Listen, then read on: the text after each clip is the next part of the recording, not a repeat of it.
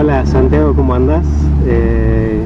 Coméntanos cuál es tu actividad, qué desarrollás dentro de lo que es terapias alternativas, complementarias. Antes que nada, bueno, buenos días, muchas gracias por invitarme a la nota esta. Yo me estoy como alejando un poquito de lo que es la terapia holística y acercándome cada vez más a lo que es la terapia conductual, ¿sí? La terapia conductual lo que hace es trabaja sobre los resultados.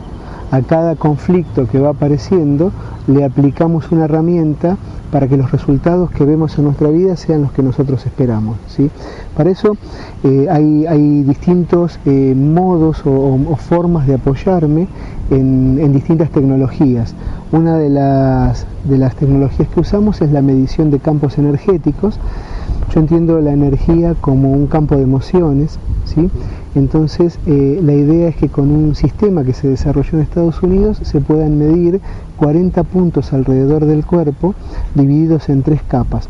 Una de las capas ve cómo está toda la parte física, desde lo circulatorio, lo muscular y lo articular.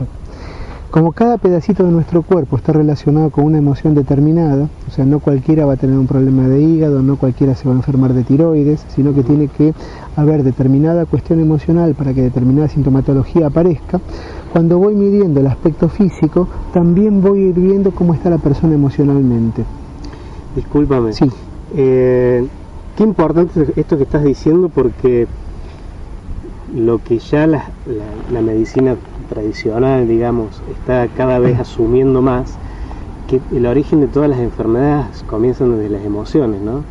Esto que antes se tomaba como una locura, o que a lo mejor incluso en el día de hoy en algunos círculos, pero yo ya he escuchado médicos, incluso por los medios masivos, que están reconociendo que todas las enfermedades están comenzando desde las emociones, ¿no? Que ya es un avance importantísimo para la medicina tradicional que lo esté considerando, ¿no? Sí, por suerte cada vez más. Vamos dejando de ser pacientes desde el planteo de tener esa paciencia con respecto a los médicos, a la medicina y a la enfermedad, y nos empezamos a involucrar cada vez más en nuestro proceso de sanación, ¿sí? Porque tiene que ver con esto de decir, ¿no? Somos activos, o sea, cada vez decir, hacete responsable y hacete cargo de quién sos, ¿no? Es decir, no es que la enfermedad me llegó volando, no, porque me tenía que tocar un resfriado. Nosotros somos responsables de habernos enfermado, y la enfermedad tiene un proceso.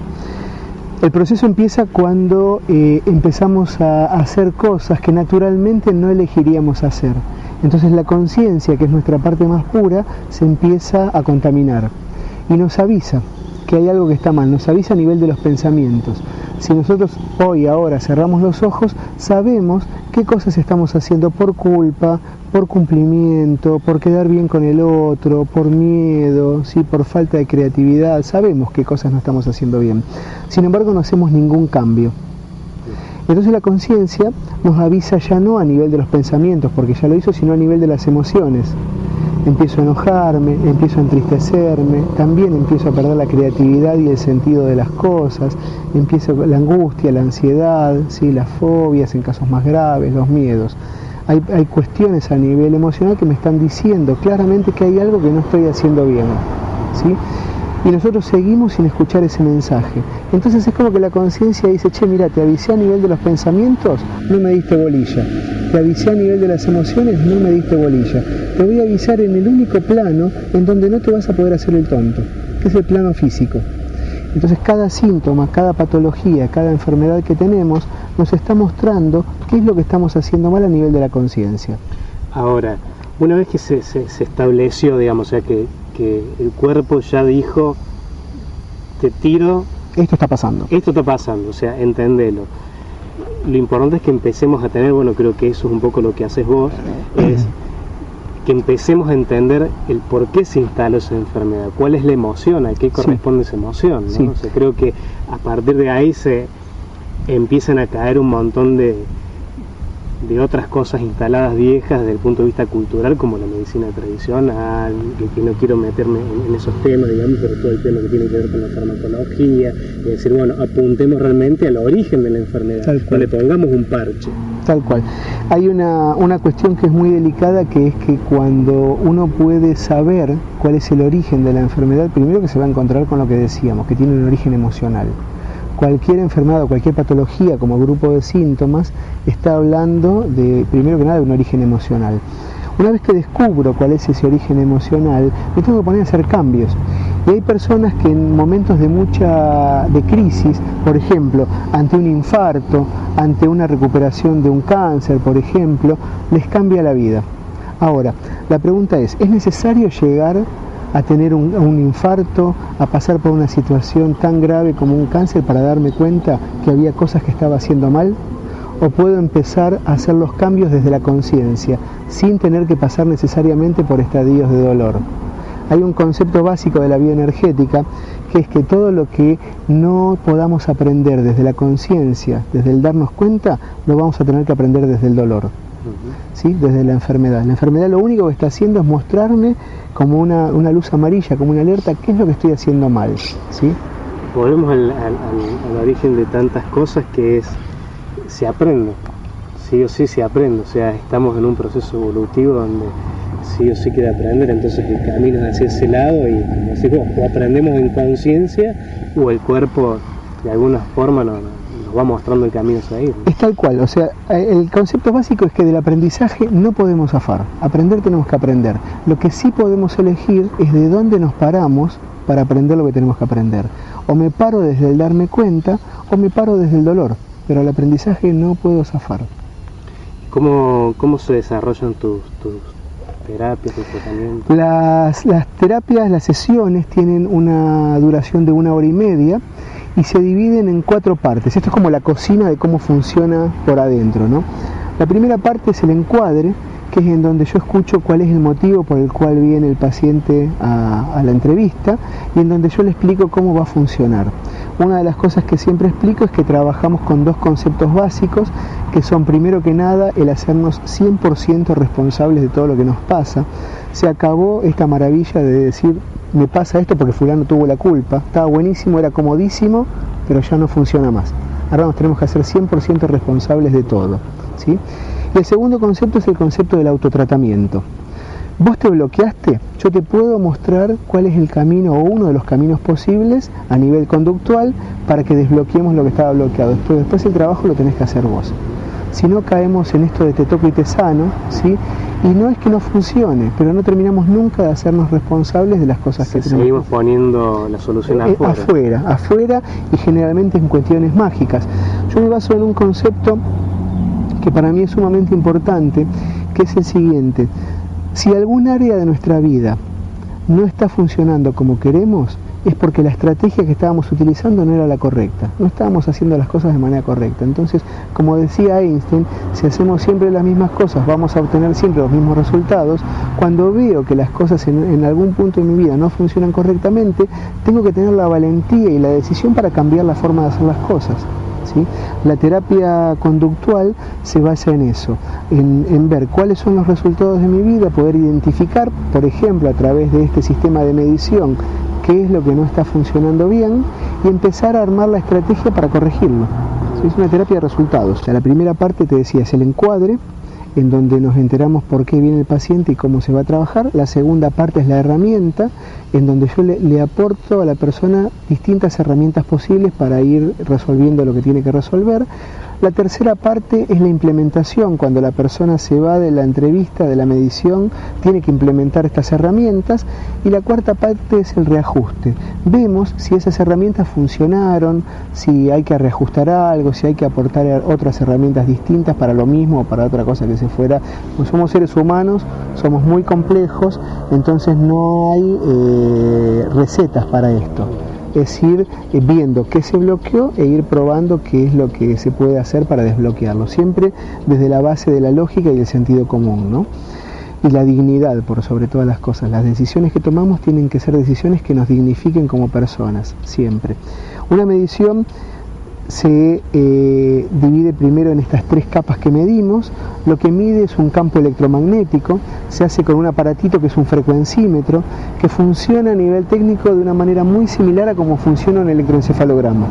O sea, el cerebro está generando una onda eléctrica, esa onda eléctrica viaja por el sistema nervioso central y se transforma en electromagnética. Entonces se miden esas 3 capas de frecuencia electromagnética.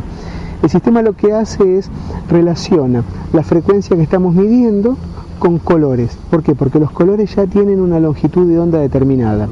Después eso se relaciona con un algoritmo que tiene la máquina, con una zona del cuerpo específica, que es la zona que estamos midiendo, y con un diagnóstico determinado. A partir de eso queda armado el mapa ese de los 40 puntos de energía que medimos alrededor del cuerpo. Y a partir de esos 40 puntos se hace la evaluación terapéutica para ver cuál es el tratamiento que corresponde, siempre desde el comportamiento, siempre desde lo conductual, ¿no? Esos 40 puntos están en todo el cuerpo. Sí, están divididos en 3 capas. Una primera parte física, una segunda parte que se ven las características más importantes de la personalidad, ¿sí? Y si esas características las está usando bien o las está usando mal, y después se miden los 7 chakras principales y los 2 secundarios de las manos. Los chakras no se trabajan acá ni desde lo metafísico ni desde lo esotérico, sino que cada uno de los chakras coordina un aspecto emocional muy específico. ¿Sí? Entonces, cuando algún chakra funciona mal, quiere decir que hay determinadas emociones que no van a estar dando una respuesta correcta frente a los acontecimientos. Bien, ¿cuáles son las emociones que corresponden a cada chakra? El chakra raíz, cuando funciona bien, te aporta una sensación de seguridad. ¿Sí? Te sentís seguro, arraigado, haciendo lo correcto en el lugar correcto. Y cuando funciona mal, te va a aportar miedos. Tenés miedo a enfermarte, a morirte, a que la plata no te alcance, a no ser querido, a tener problemas con el trabajo, con la vivienda, ¿sí? A nivel orgánico también pasan cosas. En el chakra raíz, cuando se bloquea a nivel orgánico, aparecen, por ejemplo, cuestiones de hemorroides, colon irritable, problemas en las piernas, en las rodillas y en los pies, ¿sí? El chakra sexual trabaja sobre tiene 2 funciones. Una de las funciones es la sexualidad y la otra es la creatividad. Entonces una persona que tiene el chakra sexual abierto va a poder manejar su sexualidad sin conflictos, pero también va a poder manejar los procesos creativos sin conflictos. Entonces, ante determinadas situaciones conflictivas, la persona puede resolverlo creativamente desde distintos puntos de vista. Una persona con el chakra sexual bloqueado, aparte de empezar a tener alguna complicación con el tema de la sexualidad, se le bloquean los procesos creativos, desde lo artístico y desde el comportamiento cotidiano. Entonces son personas que vos le decís, move esto de acá a acá, y se traban, se abatatan, no saben para dónde salir disparando. Cuando vos le decís a alguien, move esto de acá a acá, y vos ves que se desespera, chakra sexual bloqueado, ¿sí? Desde el plexo solar, la panza por ahí es el más complejo, el que más aristas tiene, y básicamente trabaja sobre el tema del control. Cuando se bloquea, necesito tener el control sobre todas las cosas, y aporta niveles muy altos de autoexigencia. Al haber niveles muy altos de autoexigencia, espero el 100% de todo el mundo. Entonces bajan los niveles de tolerancia, ya no me banco nada de nadie, ¿sí? El enojo aparece cuando está bloqueado el plexo solar. Y aparte aparecen eso, el famoso me clavaste el puñal en el pecho, ¿no? O sea, sí, eso viste acá, y hacemos este gesto acá. Sí. Al haber esos niveles de autoexigencia tan altos, los demás no llegan a cumplir con esos estándares, entonces me frustro rápido de la gente y empiezo a pensar cosas como, por ejemplo, ¿cómo no se dio cuenta de esto? Si esto era obvio. Claro, era obvio para él con esos estándares tan altos, y al otro se le pasó por encima. La autoexigencia, cuando está en estadios muy agravados, muy elevados, lleva 2 sensaciones físicas más, que una extensión en los hombros, ¿sí? Y la otra muchas veces apretar los dientes. La tercera sensación, o la primera si se quiere, es las manifestaciones a nivel gastrointestinal. Acidez, gastritis, reflujo gástrico, me como una manzana y me cae mal, no como nada y también me cae mal, me hincho y junto gases. Todo eso pasa cuando el plexo solar se bloquea, ¿sí? Si el plexo solar se bloquea por la acción, porque me muevo y trato de que todo esté bien, de que todo esté ordenado, me meto en donde no me llaman, ¿sí? Doy ayuda sin que me la pidan, se desbloquea por la observación. En vez de meterme a resolver los problemas de todo el mundo, observo y muchas veces me voy a dar cuenta de algo que es absolutamente mágico y maravilloso. No me meto a resolver los problemas de los demás y el mundo sigue girando igual. No se trata de no ayudar. No se trata de preguntarle al otro si quiere que lo ayude y qué necesita. Porque por ahí yo vengo a vos y te digo, che, toma el vaso de agua que necesitas para tu sed. Y vos me decís, Santiago, no tengo sed. Y yo me ofendo porque lo que te di con tanto amor vos no lo aceptás. El famoso comedido. Claro, pero nunca me preguntaste qué necesitaba. Me diste lo que se te ocurrió a cualquier hora. Sí, por eso, o sea, está esta cultura de que hay que ser solidario a toda costa, sin que el otro nos pida. En realidad, el otro tiene que pedir para que se haga el proceso de aprendizaje. En la charla de esta noche vamos a hablar de la solidaridad, pero la solidaridad tiene un comportamiento muy concreto. Se es solidario no cuando doy, sino cuando me doy. ¿Sí? Se es solidario únicamente cuando puedo dar sin esperar nada a cambio. Doy desde la autoestima en eje, no desde el ego. ¿Se entiende? Entonces, si doy desde la autoestima en eje, no doy desde lo que se me ocurre, doy desde lo que vos necesitás. Y la única forma de saber qué necesitas es preguntándotelo. ¿Sí? Y si te veo mal, te ofrezco mi ayuda y vos me decís no necesito nada, te creo. Porque por ahí necesitas hacer ese proceso en soledad, por ahí necesitas que alguien te ayude, pero no yo, por ahí necesitas que alguien te ayude, pero no en ese momento. Entonces tengo que dejar que hagas tu proceso. Y el darse cuenta, porque a lo mejor no se está dando cuenta que está necesitando ayuda. ¿Cuántas veces nos metemos a ayudar a gente que no lo necesita simplemente porque creemos que el otro necesita ayuda? ¿Sí? Y el otro no quiere nuestra ayuda o no en ese momento, o no de esa manera. Hay que estar muy atento para no invadir el espacio de dolor del otro, ¿no? Bien, gracias.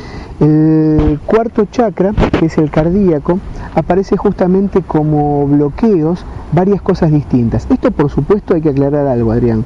Hay 1000 teorías distintas con respecto a los chakras. Vos agarrás 20 libros distintos de chakras y la mayoría no va a coincidir en todos los puntos.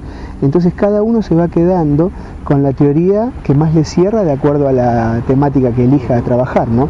Hay otras personas que trabajan con los chakras desde otro aspecto distinto y es absolutamente válido también otra visión distinta.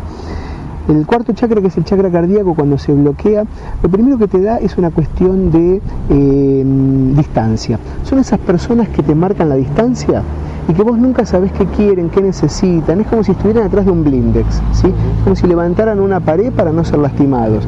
Vos le preguntás cómo estás, qué necesitan y no te contestan nada o te contestan con alguna estupidez como para zafar, ¿sí? Pero nunca vas a saber de su vida. Eso no es gratis, eso termina en problemas cardíacos o de vías respiratorias. La otra manera en que se bloquea el chakra es justamente cuando no puedo dar afecto. El chakra cardíaco se desbloquea a través del afecto, ¿sí?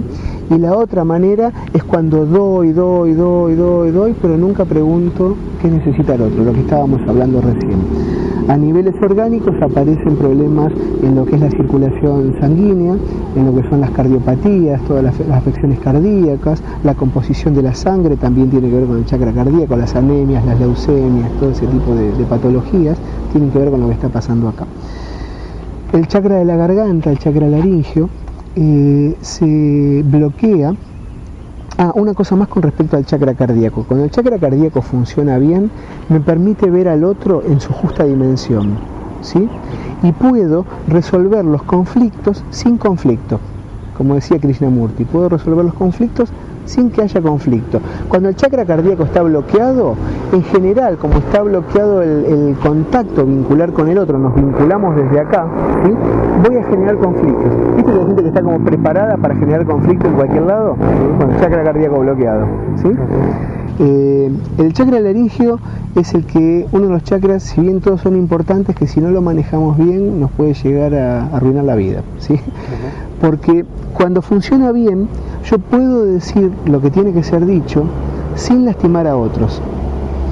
Cuando funciona mal pueden pasar tres cosas distintas. O no digo lo que tiene que ser dicho, ¿sí? Porque tengo miedo de lastimar, porque tengo miedo de generar conflicto.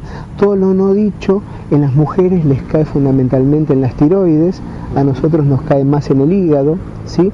O sea, la ecuación es muy simple. Si no sale para afuera, se va a meter para adentro. Si se mete para adentro, se estanca. Si se estanca, se pudre, y si se pudre, me voy a terminar enfermando, ¿sí? La otra manera que puede pasar cuando se bloquea el chakra laríngeo es que sí te diga las cosas, pero te las digo mal. Te las digo a los gritos, te las digo de mala manera, no me importa si te lastimo o no. Y tengo una excusa. ¿Qué querés que haga? Yo soy sincero, soy franco, digo las cosas de frente. ¿Qué más querés? ¿Sí? Con el otro también tengo una excusa, no te quería lastimar, no quería generar conflicto. Lo que sí hay que entender las personas que no dicen lo que tienen que decir es que generan conflicto. Tal vez no lo generen afuera, pero al no decir lo que tiene que ser dicho, lo estoy generando adentro el conflicto. Como siempre hay que tratar de buscar el punto medio, ¿no? El punto medio es poder decirle al otro lo que le tengo que decir con cordialidad, o sea, usando las palabras que no lo vayan a lastimar, con calidez, que es el tono con el que uso las palabras, y con buena intención. Cuando quiero decir algo, ¿qué es en realidad lo que quiero decir? Es una cuestión como en los negocios de costo-beneficio. Lo que voy a decir, ¿cuál es el costo que tiene y cuál es el beneficio que obtengo? ¿Qué sucede cuando tenemos alguna enfermedad que se ha instalado en un órgano X y ese órgano se extirpa, sí, o se saca de alguna forma, pero la enfermedad de origen, o sea, la emoción, no se digamos, El cuerpo va a encontrar la manera de hablar, ¿sí? Cuando nosotros tenemos una cuestión que vamos generando conciencia y vamos corrigiendo lo que estaba mal de las cosas que estábamos haciendo, hay determinadas enfermedades que van remitiendo, o sea que no llegan a dañar tanto los órganos y que puede haber una curación o una sanación total inclusive. Pero hay momentos en donde el órgano está tan dañado, ¿sí?, que ya no hay tiempo para que haya ni posibilidad de que haya una remisión. Es una cuestión kármica, ¿sí? Si me sacan, por ejemplo, a una mujer que le sacan la tiroides directamente, que le extirpan la tiroides, el cuerpo tiene que seguir hablando por algún lado. Generalmente va a hablar a nivel de la parte gastrointestinal, a través de o hígado, o vesícula, o cuestiones de acidez, ¿sí? Cada uno puede hacer eclosión por algún lado, pero el cuerpo no va a dejar de decirnos que estamos haciendo las cosas mal, ¿sí? Las emociones y los pensamientos hablan en voz baja, pero cuando el cuerpo habla a los gritos, ¿sí? Lo que tenemos que entender es que no nos pueden seguir sacando pedazos de cuerpo, extirpando pedazos de cuerpo a medida que vayamos manejando mal las emociones. En algún momento hay que tener conciencia de que tenemos que empezar a hacer los cambios que necesitamos. Hablando con una persona que atendía el otro día me decía, pero si yo digo lo que tengo que decir, voy a generar mucho conflicto. Y sí, cuando no digo lo que tengo que decir, primero que también genero conflicto, lo genero adentro para no generarlo afuera. Segundo, cuando no digo lo que tengo que decir, pongo a los demás en una posición muy cómoda, ¿sí? Entonces, si te pongo en una posición cómoda y de pronto te saco en una posición cómoda, porque te digo lo que te tengo que decir, lógicamente que se va a generar un conflicto. Pero que se genere ese conflicto, de alguna manera quiere decir que empecé a hacer las cosas como correspondía. La búsqueda no es la del conflicto, la búsqueda es tratar de hacerle entender al otro que en algún momento sus actitudes o su forma de ser me están dañando, ¿sí? Y empezar a mover, porque si no sigue todo estancado, ¿no? Si no hay la teoría, el conocimiento sin práctica es una teoría muerta. Hay una diferencia fundamental que es el conocimiento y la conciencia del conocimiento. En el conocimiento sé lo que tengo que hacer. En la conciencia del conocimiento me pongo a hacerlo. Entonces el conocimiento, inclusive el conocimiento intelectual, cuando leemos, hacemos cursos, estudiamos, vamos a talleres, pero después no lo puedo llevar a la vida cotidiana, no sirve para nada. Por eso mi trabajo de los últimos años está focalizado específicamente en, para cada conflicto que aparece, encontrar una o varias herramientas posibles que se puedan aplicar en lo concreto. Bien, estábamos en el laringio. Cuando funciona mal el laringio, aparecen situaciones como por ejemplo tensión en los hombros, nódulos en la garganta, todo lo que son la faringitis, laringitis, problemas de tos, ¿sí? Porque de alguna manera se tiene que manifestar esta zona, problema de tiroides, ¿sí? Llegamos al tercer ojo. El tercer ojo es nuestro escudo, es lo que nos protege, porque tiene que ver con la intuición, tiene que ver con el chakra que nos permite ver más allá de lo evidente, ¿sí? Para ver lo evidente, para ver lo que podemos percibir con los sentidos, están los ojos. Para ver más allá de lo evidente, o sea, para darnos cuenta, está el tercer ojo. Ahora, el tercer ojo se bloquea. Y lo que bloquea el tercer ojo es la cantidad de pensamientos que tenemos en la cabeza. Y cuando se bloquea el tercer ojo, lo primero que vamos a sentir que se complica es la toma de decisiones, ¿sí? Porque como hay muchísimos pensamientos en la cabeza, hay también muchísimas opciones para decidir cada cosa. Desde las cosas más complejas de la vida hasta saber qué camisa me voy a poner hoy a la mañana se puede llegar a complicar. Una de las cuestiones que hace que el tercer ojo se limpie, se libere, es tener pocos pensamientos en la cabeza. ¿Cómo hago para tener pocos pensamientos en la cabeza? La primera herramienta que se aplica es poder diferenciar cuáles son los hechos concretos de cuál es mi apreciación personal de los hechos. O sea, muchas veces el hecho concreto es muy simple y después lo empiezo a adornar. El hecho concreto es que yo estoy hablando con vos, ¿sí? Y después si vos lo adornás vas a decir, sí, pero Santiago me miró mal. Entonces seguramente está pensando que esta entrevista no le gusta. Y yo capaz que le estoy preguntando cosas que él no quiere que le pregunte. Empezamos a adornar las cosas y terminamos olvidándonos que el hecho concreto era muy simple. Toda esa cantidad de pensamientos, de diálogo interno, de parloteo interior que se genera, bloquea el tercer ojo, ¿sí? Bloquea el tercer ojo la duda, cuando ante una decisión no tomo acción y sigo a veces in eternum viendo si me compro el auto o no me compro el auto y no termino nunca de llevar el pensamiento a la tierra, ¿sí? Y todo lo que nos distrae habitualmente bloquea el tercer ojo. Entonces, cuando el tercer ojo está desbloqueado, se simplifica la toma de decisiones y aparece en todo su potencial, con toda su luz, la intuición. La intuición lo que hace es toma de la realidad la información pura, sin ningún tipo de condicionamiento. Lo que es y lo que no es, no es. Es absolutamente imposible equivocarse cuando uno toma una decisión en base a la intuición. Nos equivocamos cuando las decisiones que tomamos están tomadas en base a los pensamientos. ¿Por qué? Porque en el proceso mental empieza a aparecer lo heredado, las creencias limitantes que tenemos, los condicionamientos, los miedos, el qué dirán, las dudas que tenemos con respecto a las cosas, y todos esos filtros hacen que el hecho original se distorsione completamente. Cuando tengo que tomar una decisión, generalmente meto la pata. En cuanto a la intuición, no me equivoco nunca porque es la información tomada de manera pura. Sí. ¿Se entiende? Y el chakra séptimo, el único que está por afuera del cuerpo físico, es el chakra que nos permite primero tener una conexión con lo superior, y dentro de eso superior es saber qué es lo que vinimos a hacer. Una de las cosas que se pueden ver con este sistema de medición es dentro de un esquema, de un parámetro, qué es lo que viene a hacer al mundo, ¿sí? Y cómo aplicarlo. A veces lo que vinimos a hacer es tremendamente simple, no tiene demasiadas complicaciones. Nosotros pensamos que tiene que ser algo tremendo, y a veces es muy simple, a veces es simplemente poder contener a otro, a veces tenemos la capacidad de escuchar y es simplemente poder escucharlo y ya con eso nuestra misión está cumplida, ¿sí? A veces son cosas muy simples, a veces para cumplir nuestra misión no tenemos que hacer nada más que estar atentos, lúcidos y despiertos al momento presente, al aquí y ahora. El que tiene que llegar a nuestra vida va a llegar, y nosotros vamos a llegar a la vida de quien tengamos que llegar, para ayudar y para ser ayudados. Una vez que haces ese análisis, que ya hiciste el mapeo, decís que le das herramientas para después. Sí. ¿Esas herramientas se las das de forma concreta o la persona tiene que de alguna forma descubrirlas sola? Para descubrirlas solas está el psicoanálisis, ¿sí? Nosotros lo que hacemos es, cuando vemos un conflicto, charlamos con la persona y consensuamos si le parece que esta herramienta que estamos ofreciendo podría ayudar a resolver ese tema, ¿sí? De acuerdo a muchos criterios que tienen que ver con la forma de vida de la persona, con la manera de pensar, con los condicionamientos que pueda tener, pero consensuamos las herramientas, pero se las damos de forma directa. La persona se tiene que ir de la entrevista con un plan de acción, ¿sí?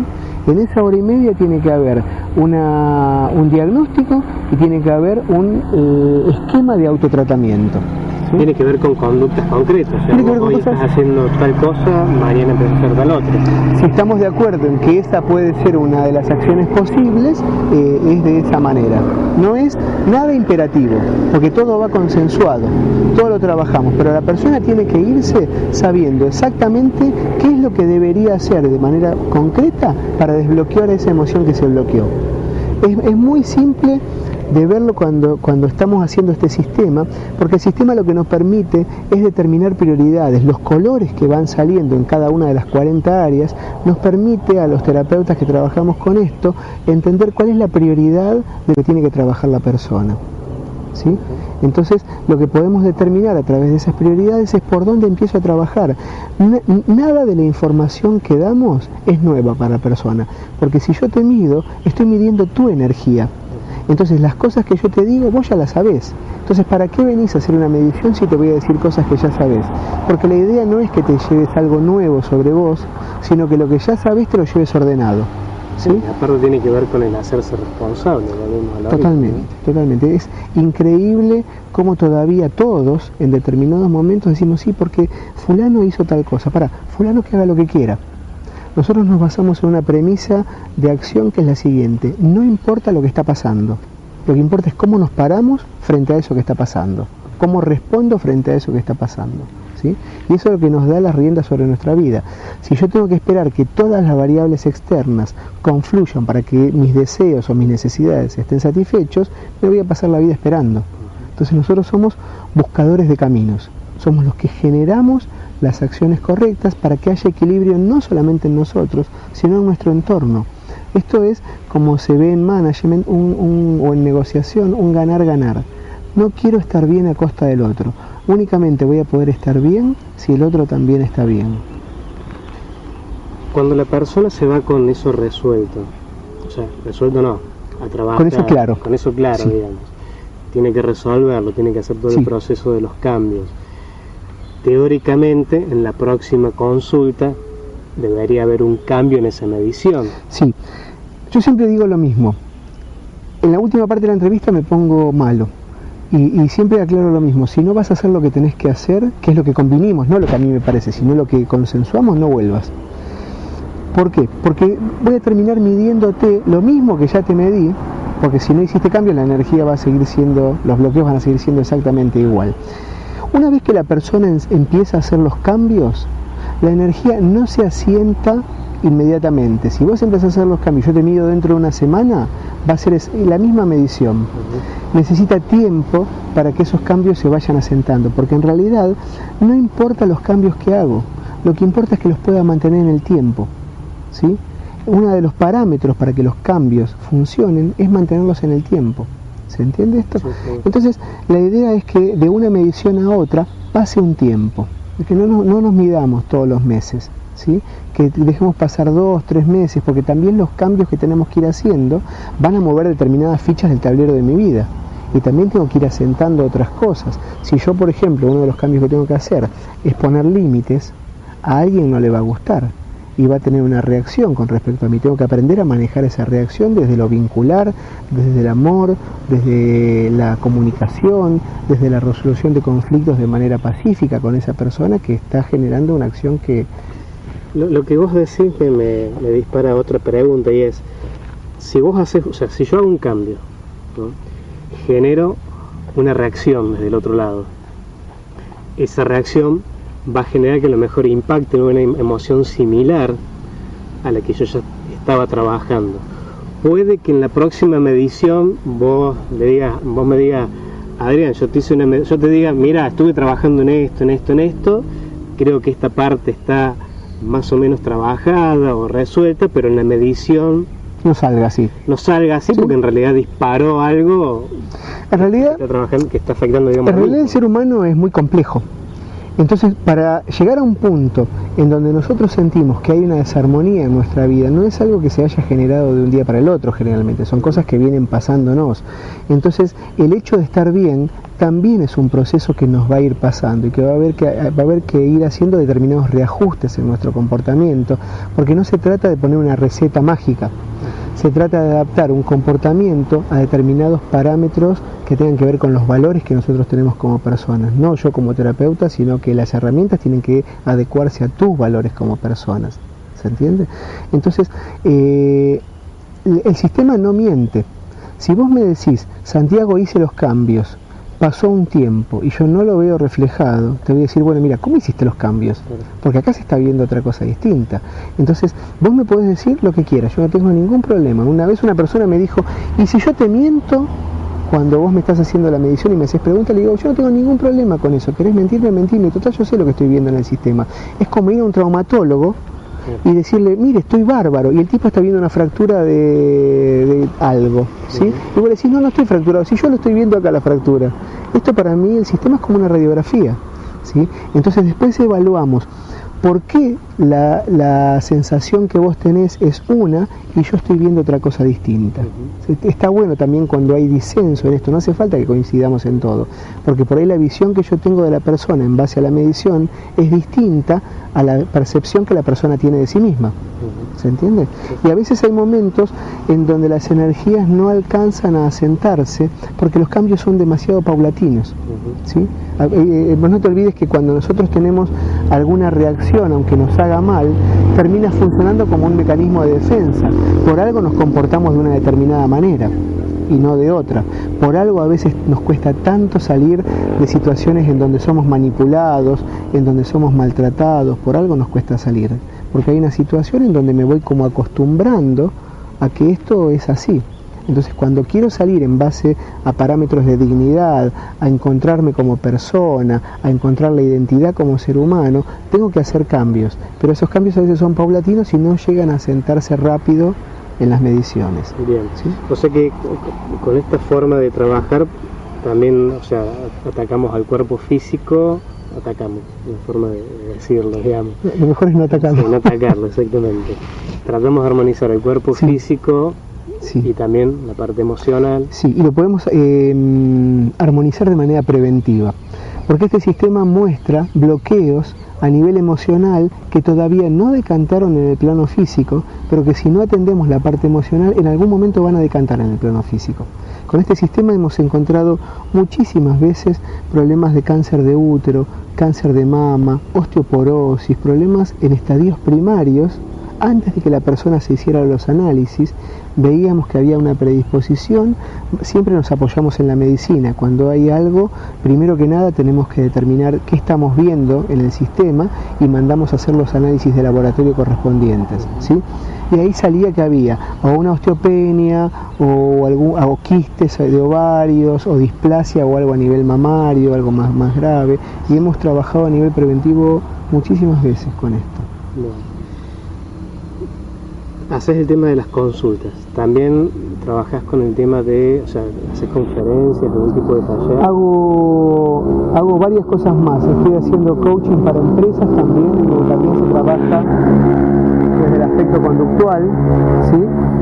Con resultados excelentes.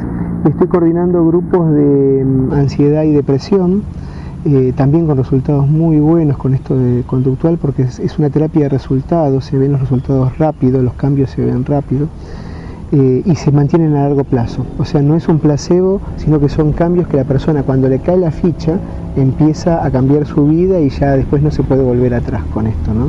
Es como que ya hay cosas que son inimaginables cuando empezás a hacer los cambios y te empezás a sentir mejor.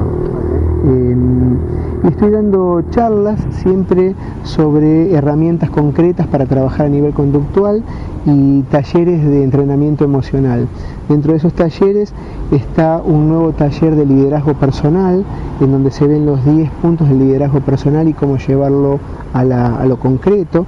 Talleres de logros de objetivos, resolución de conflictos, un taller nuevo sobre diagnóstico y tratamiento conductual de los chakras, estrategias de comunicación, son todos talleres, un taller de abundancia muy lindo que trabaja no sobre el concepto que trabaja el secreto te dice de alguna manera que vos podés atraer lo que quieras. El taller de abundancia que doy, el concepto básico es no atraigo lo que quiero, atraigo lo que soy.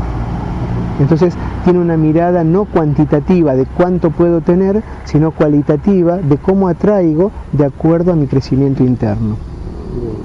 Que por otro lado tiene cierta coherencia, porque volvemos al tema de hacernos responsables, y por otro lado de decir, bueno, voy a traer un poco lo que me corresponde de acuerdo a cómo estoy, a lo que soy, tal cual, no a lo que quiera tener.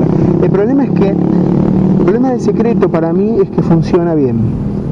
Entonces vos podés atraer lo que quieras a tu vida, pero sigue pasando lo mismo. Todo lo que atraigas sin conciencia, a la larga se termina transformando en dolor. Entonces no se trata de atraer, sino de entender qué es realmente lo que necesitas atraer a tu vida para poder generar una cuestión de mayor crecimiento interno y no una cuestión de ego saciado a través de cosas materiales. Sí.